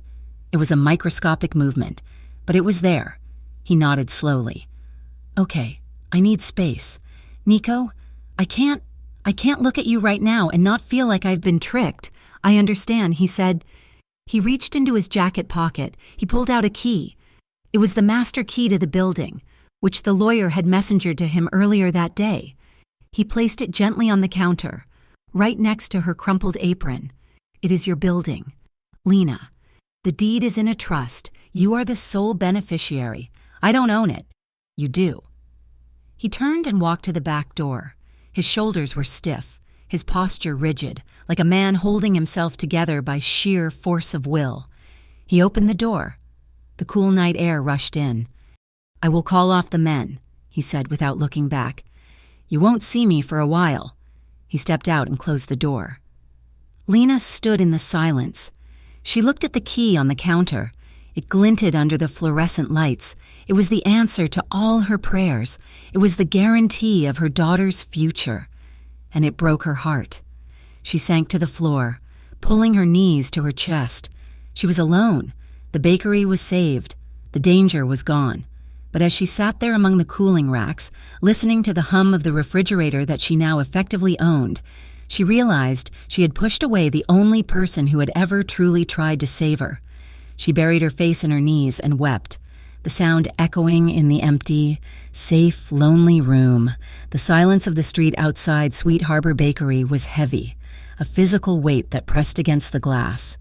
For weeks, Lena had grown used to the presence of the black sedan parked across the street, the silent sentinel that signaled Nico Valenti was watching over them. Now, the curb was empty. The sedan was gone, withdrawn at her request, leaving a void that felt less like freedom and more like exposure. Lena told herself this was what she wanted. She had demanded space. She had demanded autonomy. She had the deed to the building locked in a fireproof box in the back office, her name printed on the heavy legal paper as the sole owner. She was safe from eviction. She was safe from the bank. But she did not feel safe. Without the visible shield of the Valenti organization, the shadows in Harborview seemed to lengthen. The Ritchie crew, like wolves scenting a wounded animal, began to circle closer. It started with small things. A delivery truck blocked in the alley for 40 minutes. A vendor suddenly refusing to supply her with yeast, citing supply chain issues, while looking nervously over his shoulder. Then came the fire. It was a Tuesday evening, late in November. The sun had set before 5 o'clock, plunging the alley behind the bakery into a deep, inky gloom. Lena was taking out the trash, hoisting a heavy bag of flour sacks and coffee grounds into the dumpster. She smelled it before she saw it, the acrid, choking scent of burning cardboard. She froze, her heart hammering against her ribs. She dropped the bag and ran around the side of the metal bin. Inside, a small pile of boxes had been doused in lighter fluid and set alight. The flames were not high yet, just licking greedily at the trash, but the intent was clear. It was a message. We can get this close. Panic, cold and sharp, flooded her veins. She thought of the gas line that ran up the back wall, just 10 feet away. She thought of Maddie, who was upstairs in the apartment, probably doing homework with headphones on, oblivious to the smoke curling up toward her window. Lena scrambled for the hose attached to the utility sink inside the back door. She dragged it out, her fingers fumbling with the nozzle, and blasted the dumpster with a jet of freezing water.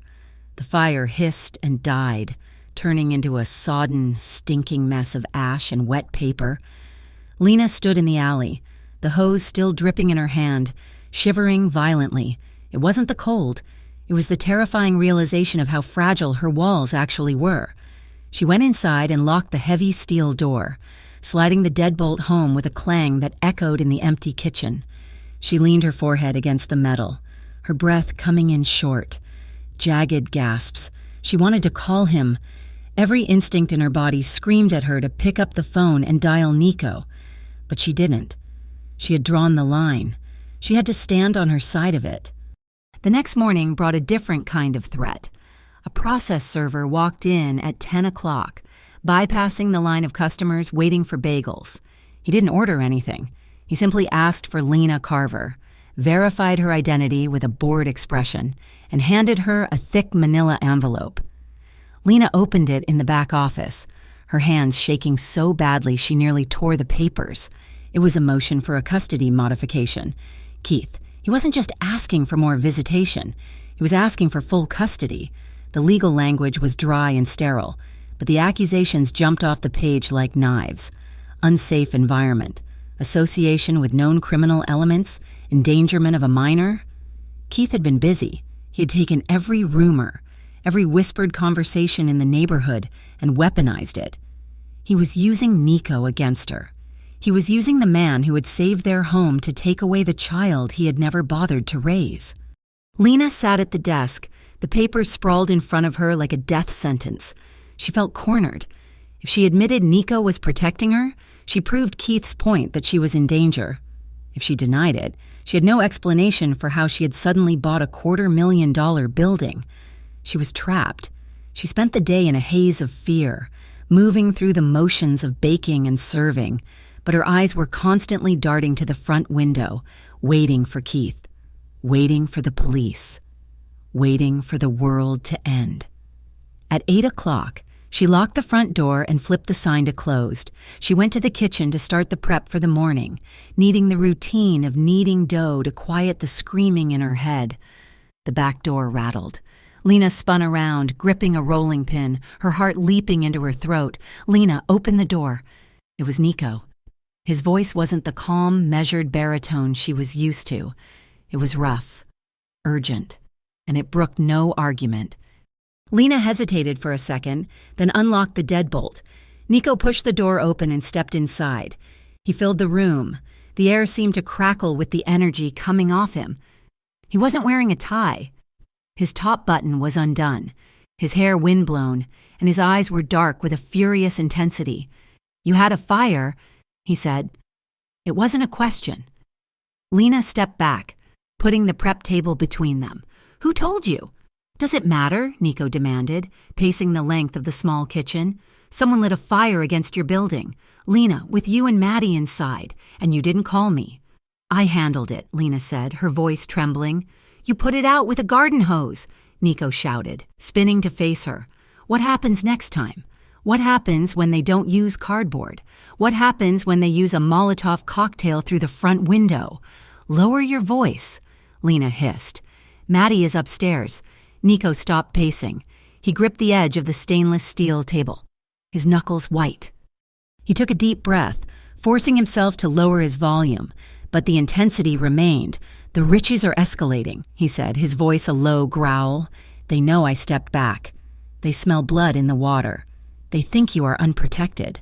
"I am unprotected," Lena cried out, the tears she had been holding back all day finally spilling over. "Because of you. Because of this. This war you are in." Nico looked at her, his face stricken. "I know, Keith served me papers today." Lena confessed, the words tumbling out in a rush. "He's trying to take Maddie. He says I'm endangering her. He says I'm mixed up with the mob." Nico went very still. He closed his eyes for a moment, a look of profound pain crossing his features. "I told you," Lena whispered. "I told you this would happen." Nico opened his eyes. He looked at her across the expanse of flour-dusted metal. "I can fix the legal thing," he said quietly. "I have lawyers who can bury Keith in paper for a decade. But I can't fix the danger if you don't let me." "I can't let you back in," Lena said, wrapping her arms around herself. "If I do, Keith wins. If I do, I admit that I need a gangster to keep my daughter safe." "Is that what you think I am?" Nico asked softly. "Just a gangster?" "I don't know what you are," Lena shouted, throwing her hands up. "You are the man who bought my building.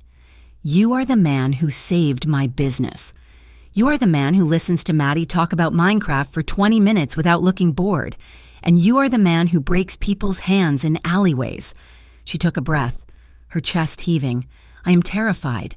Nico, I am terrified of the Richies. I am terrified of Keith. But mostly, I am terrified of how safe I feel when you are here." The confession hung in the air between them. Nico stared at her.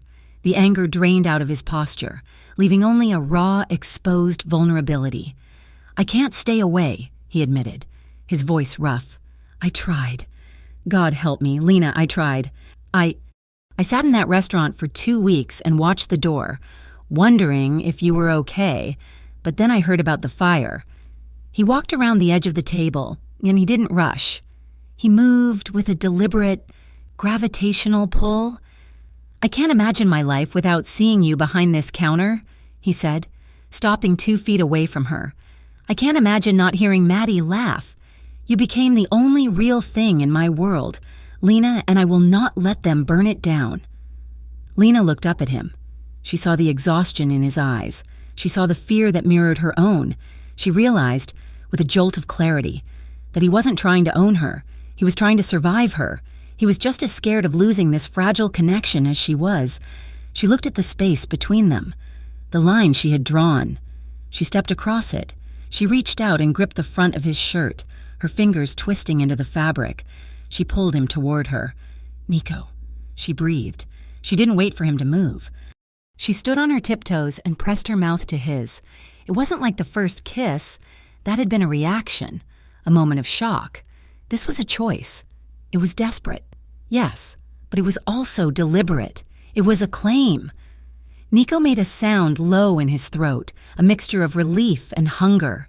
His arms came around her instantly, strong and solid. He lifted her slightly, pulling her into the cradle of his hips, anchoring her against him. The kiss deepened. It became a conversation without words, a frantic exchange of fear and need. Lena's hand slid up his chest, feeling the rapid, hammering thud of his heart. She wrapped her arms around his neck, her fingers tangling in the hair at the nape of his neck, pulling him closer, deeper. Nico's hands roamed over her back, pressing her against him as if he could fuse them together. He tasted of mint and desperation. His stubble grazed her chin, a rough friction that sent shivers racing down her spine. They moved blindly, stumbling slightly until Lena's back hit the edge of the prep table. Nico pressed into her, shielding her with his body, surrounding her. His hands moved to her waist, his thumbs digging into the curve of her hips, holding her there as he kissed her jaw, her throat, the sensitive spot behind her ear. Lena gasped, her head falling back. I can't do this here," she whispered, breathless. "Not in the kitchen." Nico pulled back, his eyes blown wide, dark and heavy with desire. He looked at her, a question in his gaze. "Upstairs," Lena said. Nico nodded. He didn't say a word. He took her hand, lacing his fingers through hers. They moved through the darkened bakery, past the silent ovens and the empty display case, to the narrow staircase that led to the apartment. They walked up the steps quietly, the only sound the creaking of the old wood and their synchronized breathing. Inside the apartment, it was quiet. The door to Maddie's room was shut. A sliver of light underneath showed she was still awake, safe in her own world. Lena led Nico to her bedroom at the end of the hall. She opened the door and pulled him inside, closing it softly behind them. The lock clicked, sealing out the Riches, Keith, the feds, and the bakery. In the sanctuary of the dim room, lit only by the street lamp outside, the frantic energy shifted into something slower, deeper. Nico reached out and cupped her face. He looked at her with a reverence that made her knees weak. "Are you sure?" he whispered. Lena covered his hands with hers. "I am sure." He kissed her again, slow and tender. His hands moved to the buttons of her blouse. She reached for his shirt. Clothing was shed with efficient, trembling hands. landing in a pile on the floor. They moved to the bed, the springs creaking softly as they lay down. Nico pulled the quilt up over them, creating a cocoon of warmth. Skin brushed against skin, hot and electrifying. There were no more words. There were only whispered names and soft sighs. Nico touched her as if she were made of glass, his hands mapping every curve, every scar, every inch of her. Lena held him with a fierce strength, anchoring him to her, showing him that he was not just a protector, but a man who was wanted, in the dark. With the world falling apart outside, they chose each other completely. The morning sun filtered through the cheap blinds, casting stripes of dusty light across the pillows. Lena woke slowly, the heavy dread of the previous days replaced by a strange, warm peace. She shifted, an arm tightened around her waist. Nico was asleep beside her, his face buried in the curve of her neck, in sleep. The hard lines of his face were smoothed out. He looked younger. He looked like the man who had eaten a biscotti and decided to save a stranger. Lena reached up and brushed a stray lock of dark hair from his forehead. Nico stirred. He opened his eyes, blinking against the light. For a second, he looked confused. Then, his gaze focused on her, and a slow, lazy smile spread across his face. "Morning," he rasped, his voice thick with sleep. "Morning," Lena whispered. He tightened his hold on her, pulling her flush against him. "I could get used to this." Lena rested her head on his chest. The reality of the day was already creeping in at the edges of the room. Keith, the Richies, the fire. "What do we do?" she asked quietly. Nico's chest rose and fell in a deep sigh. The playfulness vanished, replaced by the steel she knew so well. "I handle it," he said. "Nico." "No," he interrupted gently. "I handle it." The Richies crossed a line. They touched the building. They threatened you. That ends today. "I don't want a war," Lena said, tracing the line of a scar on his shoulder. "I don't want you to get hurt. I won't get hurt," Nico promised, though they both knew it was a lie he had to tell. "I am going to meet with Marco Ricci. I am going to make it clear that you are off limits. And Keith," Nico kissed the top of her head, "my lawyer is already drafting the response. We will prove that the bakery is a legitimate asset, owned by you. We will prove that I am just a silent investor. We will destroy his argument." Lena closed her eyes. She was afraid. She was terrified of what handling the Richies meant, but as she lay there, wrapped in his arms, she realized she wasn't afraid of him anymore. She trusted his heart. "Just come back," she whispered. "Always." Across town, in the back room of a dive bar that smelled of stale beer and bad decisions, Keith Drummond was nursing a whiskey and complaining to anyone who would listen. "She thinks she is better than me," he slurred, gesturing with his glass. "Just because she got that guy to pay her bills. Valenti thinks he is the king of Harborview." The bartender ignored him, but a man sitting 2 stools down didn't. He was a thin man with a sharp face and eyes that looked like they had seen too much. He slid off his stool and moved next to Keith. "You talking about Nico Valenti?" the man asked. "Yeah," Keith grunted. "My ex-wife. She's shacking up with him. He bought her the whole damn building. Can you believe that?" The man signaled the bartender to buy Keith another round. He smiled, a sharp, predatory expression. "Buying buildings is expensive," the man said smoothly. "Sounds like this Valenti guy really cares about your ex." "Cares?" Keith laughed bitterly. "He's obsessed. He's over there every day, playing daddy to my kid, acting like they are a little family. It makes me sick." The man nodded slowly, absorbing the information. "So, the girl, the kid, she is there too?" "Always," Keith said, downing the shot. The man patted Keith on the shoulder. "Tough break, pal. Thanks for the drink." The man walked out of the bar and into the bright sunlight. He pulled a burner phone from his pocket and dialed a number. "Boss," he said when the line connected. "Speak," Marco Ricci's voice answered. "I found the pressure point," the man said, glancing back at the bar where Keith was still drinking. "Valenti isn't just laundering money through that bakery. He's playing house. The woman and the kid, they are his weak spot. He is in love. Boss?" Marco Ricci laughed. It was a dry, rattling sound. In love, Marco repeated. Good. Love makes men stupid. Love makes them careless. What do you want to do? Get the crew ready, Marco said. We are not going to burn the building this time. We are going to take what is inside. If Valenti wants a family, let's see what he is willing to pay to keep them. The line went dead. The man smiled, closed the phone, and walked away, leaving Keith Drummond alone at the bar, unaware that his jealousy had just signed a warrant for a violence he couldn't begin to comprehend. The air inside Sweet Harbor Bakery smelled of melted chocolate and sweet victory. It was 8 o'clock on a Friday night, and the front door was locked, the shades drawn against the chill of the harbor wind. Inside, the golden light of the kitchen cast long, warm shadows against the tiled walls. For the first time in months, Lena Carver was not counting receipts or worrying about the shadows in the alley. She was holding a piping bag filled with buttercream frosting, aiming it with intense concentration at a cupcake held by her daughter. Steady, Maddie whispered, giggling. Don't mess up the swirl. I never mess up the swirl, Lena retorted, smiling as she completed a perfect rosette. There, professional grade. Maddie grabbed the cupcake and immediately dunked it into a bowl of rainbow sprinkles, obliterating Lena's artistry in a chaotic explosion of sugar. Perfect, Maddie declared, her mouth already stained with chocolate. They stood side by side at the stainless steel prep table, surrounded by trays of cupcakes and a single, magnificent two-tier chocolate cake.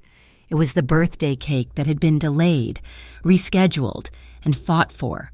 It sat on the counter like a trophy, dark and rich and covered in ganache. Lena wiped her hands on her apron, looking at her daughter. Maddie looked happy. The circles under her eyes were gone. The fear that had haunted them for weeks seemed to have receded, pushed back by the warmth of the ovens and the stability of the walls Nico had secured for them. This year, no one cancels my cake, Maddie said, grinning as she licked frosting off her thumb. No, Lena said fiercely, leaning over to kiss the top of her daughter's head. We are never canceling anything again. Outside, half a block down, Nico Valenti sat in the driver's seat of a nondescript sedan. He watched the warm glow of the bakery windows with a mixture of longing and tension. He wanted to be inside. He wanted to be the one handing Maddie the sprinkles, but the intel he had received that morning from a contact on the dock sat heavy in his gut. Marco Ricci was moving. The rival boss had been humiliated by the loss of territory and the public embarrassment of the alley confrontation. Ricci wasn't looking for profit anymore. He was looking for revenge. Nico picked up his radio. Status? All clear on the north side. Boss. A voice crackled back. West side clear, another voice confirmed. Nico tapped the steering wheel. He had 4 men positioned around the block.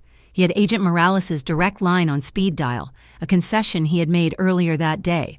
Swallowing his pride to ensure there was a legal safety net if things went south, he wanted tonight to be normal for Maddie. He wanted them to bake their cake in peace. Keep your eyes open, Nico commanded. If you see so much as a stray cat, I want to know. Inside the bakery, the mood was light. Lena began to pack up the decorating supplies. All right, sugar fiend, she said. Grab your backpack from the office. We need to get this cake upstairs before you eat the whole thing. Maddie saluted and skipped toward the back office. Lena hummed to herself, turning to wipe down the counter. She felt a profound sense of gratitude, the nightmare of the eviction, the crushing debt, the loneliness. It all felt like a distant memory. She moved to the back door to check the lock one last time. It was a habit now. She reached for the deadbolt before her fingers could touch the metal. The door exploded inward. It wasn't a kick. It was a battering ram of force that sent the heavy steel door slamming against the wall with a deafening crash. Lena screamed, stumbling back, colliding with the prep table. 3 men poured into the kitchen. They wore dark clothes and ski masks, and the glint of metal in their hands was unmistakable. Guns. Lena's mind went blank with terror, then snapped into a singular, crystalline focus. Maddie. The office door was 10 feet away. Maddie was just emerging, her backpack slung over one shoulder, her eyes wide with confusion. "Mom!" Maddie squeaked. "Run!" Lena screamed. She didn't wait. She lunged across the gap, grabbing Maddie by the straps of her backpack and shoving her violently toward the large silver door of the walk-in cooler. "Get in!" Lena shouted, pushing her daughter. "Get in and don't make a sound!" Maddie stumbled, paralyzed by the sight of the men raising their weapons. "Move!" Lena roared, slamming her hand against the cooler door to open it. She shoved Maddie inside, into the dark, refrigerated cold. Maddie's face was a mask of pure terror, tears already springing to her eyes, but she understood. She disappeared into the gloom among the crates of milk and butter. Lena slammed the heavy door shut. The latch clicked. It was soundproof. It was bulletproof. She spun around, putting her back against the silver metal, spreading her arms to cover the small window. A slow, mocking applause echoed through the kitchen. The three masked men parted. A fourth man stepped through the broken back door. And he wasn't wearing a mask. He was wearing a silk suit that looked out of place in the grime of the alley. Marco Ricci smiled. His teeth were yellowed, and his eyes were dead. "Very touching," Ricci said. "A mother's love. It almost makes me want to cry." "Get out," Lena whispered, her voice shaking but defiant. Ricci stepped closer, the heels of his Italian loafers clicking on the tile. "I don't think so. I think we are just getting started. You see, Lena, your boyfriend has caused me a lot of trouble. He cost me money. He cost me respect. And now, I am going to take what costs him." He gestured to one of his men, who leveled a pistol at Lena's chest. "Where is he?" Ricci asked. "I don't know." Lena lied. Ricci sighed. He pulled a phone from his pocket and tossed it onto the floor at her feet. It skidded across the tile. "Call him." "No, call him," Ricci roared, his voice suddenly thundering in the small space. "Or I will put a bullet through that cooler door, and we will see how bulletproof it really is." Lena felt the blood drain from her face. She looked at the phone. She looked at the cooler door behind her, where her 13-year-old daughter was shivering in the dark. She slowly crouched down and picked up the phone. Her fingers were trembling so violently she could barely hit the keys. "Put it on speaker," Ricci commanded. Lena dialed. 1 ring, 2 rings. "Lena?" Nico's voice answered. It was tight, alert. "Nico," Lena choked out. "What is wrong?" Nico asked instantly. "There is—" Lena swallowed a sob. "There is a problem at the bakery. You need to come." There was a pause on the other end, a silence that stretched for a heartbeat. Nico knew. He knew the code. He knew the tremble in her voice. He knew she would never call him like this unless a gun was pointed at her head. "I am coming," Nico said. The line went dead. Ricci smiled. "See, that wasn't so hard. Now we wait." The minutes that followed were an eternity. Lena stood with her back to the cooler, praying to a God she hadn't spoken to in years. Please let him be smart. Please let him be safe. The front bells jingled. Ricci spun around. His men raised their weapons, aiming at the swinging doors that led to the front of the shop. Nico walked in. He didn't kick the door down. He didn't burst in with guns blazing. He walked through the swinging doors with his hands raised above his head, his jacket open to show he was unarmed. His face was pale, his jaw set in a line of granite. He looked at Ricci, then he looked at Lena. His eyes swept over her, checking for blood, checking for injury. When he saw she was whole, his shoulders dropped an inch.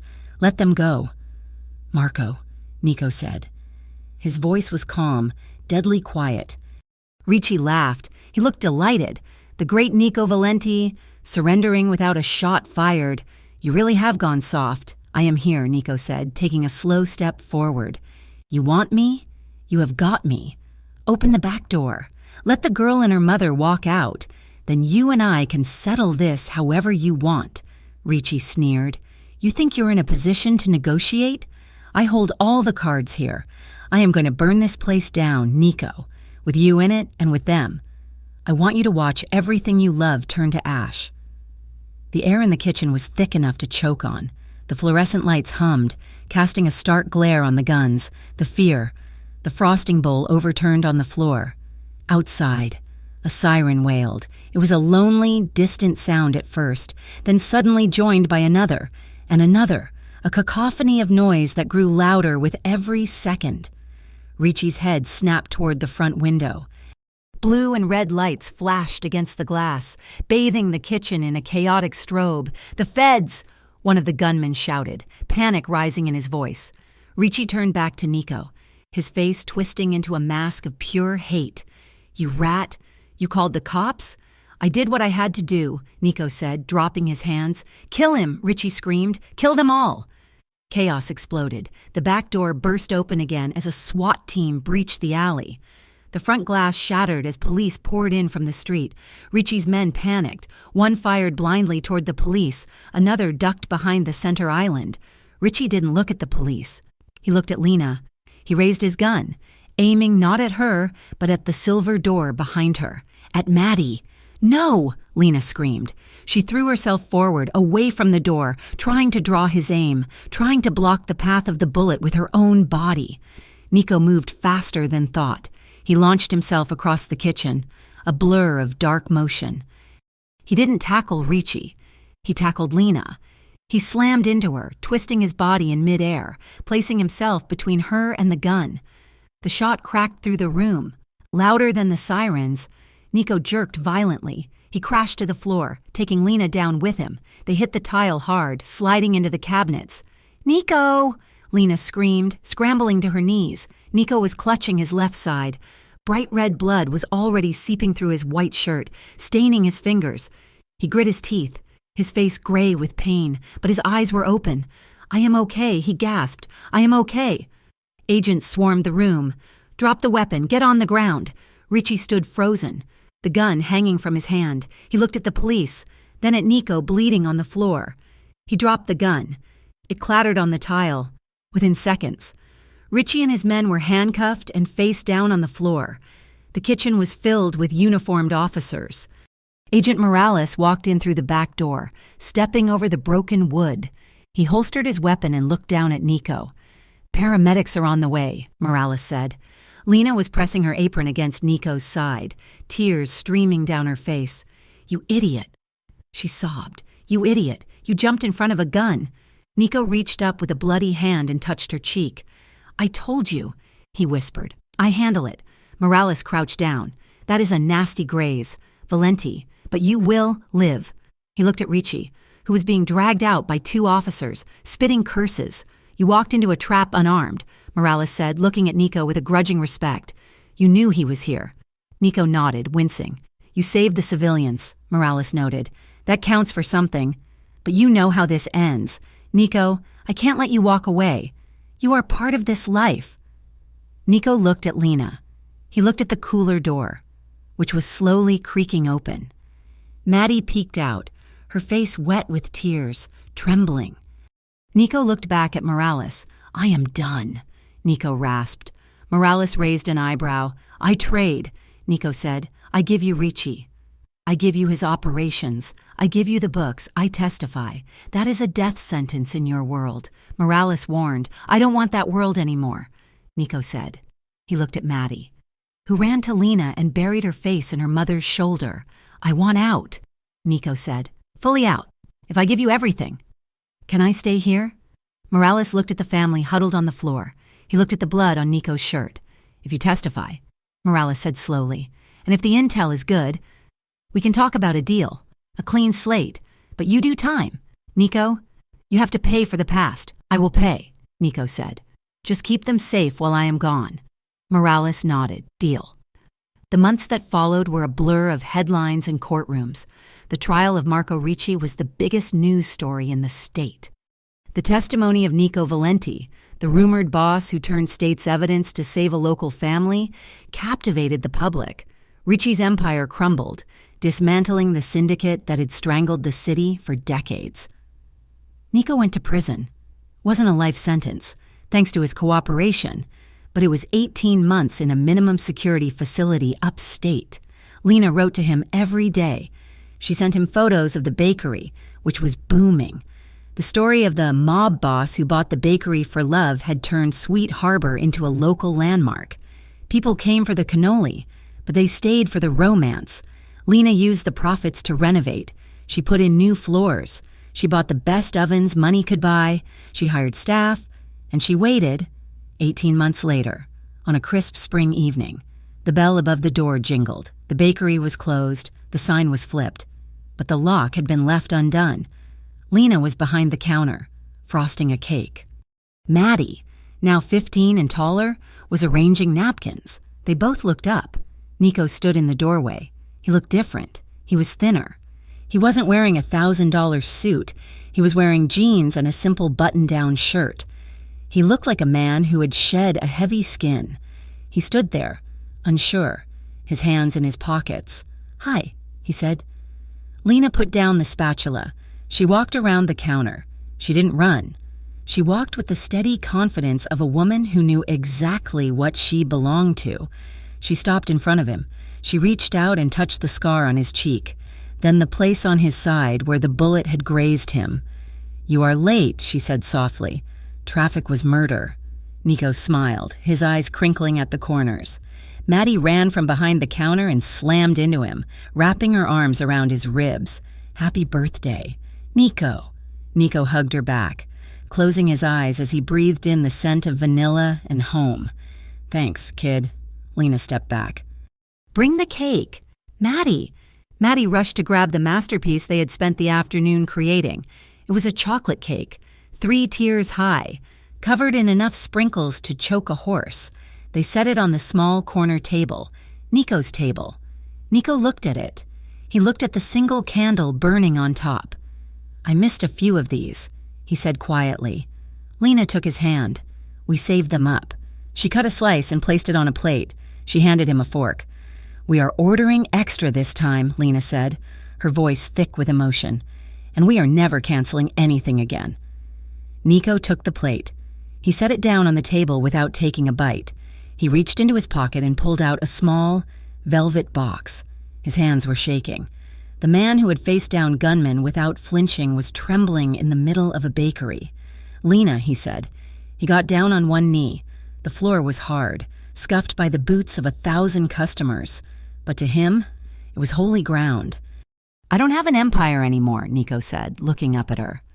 "I don't have the suits or the cars or the power. I am just a guy with a record and a job starting Monday at a construction site." He opened the box. A simple diamond ring, elegant and clean, sat inside. "But I have this place," he said. "I have the memory of your voice saving me. I don't want to own you. Lena, I never did. I just want to stand next to you. I want to be the partner who helps you carry the flower." He took a deep breath. "Will you marry me? For real this time? No deals, no protection money, just us." Lena looked down at him. Tears slipped down her cheeks, hot and fast. She looked at Maddie, who was bouncing on her heels, giving 2 frantic thumbs up. She looked back at Nico, the man who had walked into fire for her, the man who had sat in a cell for her, the man who had learned that love wasn't about control, but about sacrifice. "Yes," she whispered. "Yes," she yelled, pulling him up.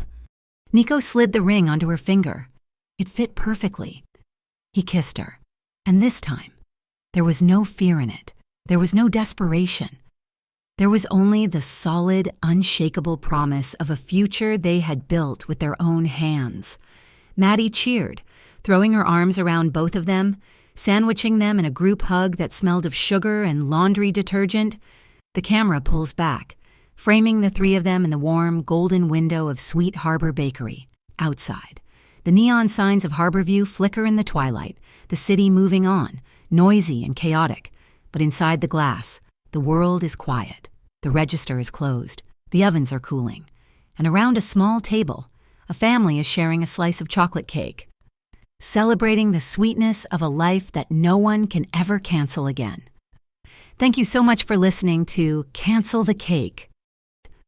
This story of Lena, Nico, and Maddie has been a journey from heartbreak to healing, and I hope you enjoyed every moment of their fight for a happy ending. I would love to know where you are listening from today. Are you tuning in from a bustling city like Harborview, or somewhere quiet and peaceful? Let me know in the comments below.